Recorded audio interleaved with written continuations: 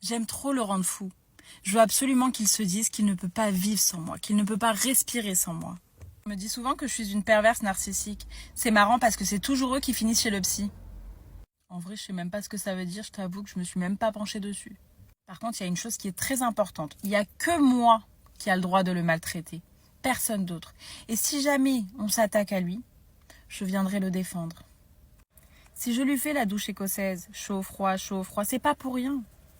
C'est pour qu'il soit accro, qu'il ait toujours besoin de moi, qu'il ait besoin de ma validation, qu'il ait besoin de mon admiration, qu'il ait besoin de m'avoir dans sa vie.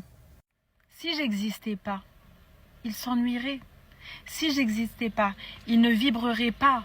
En fait, pour moi, lui, c'est mon cœur. C'est ce cœur que je n'ai pas. Et comme lui, c'est une petite chose sensible et mignonne, je la prends et je la fais battre en la maltraitant. Et si jamais il s'arrête de battre, je le remplace. Ce qui est fort probable parce que je l'exploite. Donc au bout d'un moment, il va peut-être lâcher. Plusieurs options s'offrent à lui. Soit il meurt, soit il déprime à vie, soit il trouve une perverse narcissique plus forte que moi, mais dans ces cas-là, je ne le lâcherai pas parce que c'est ma propriété. On va devoir se battre. Soit il arrive à vibrer tout seul, mais ce qui est très très rare.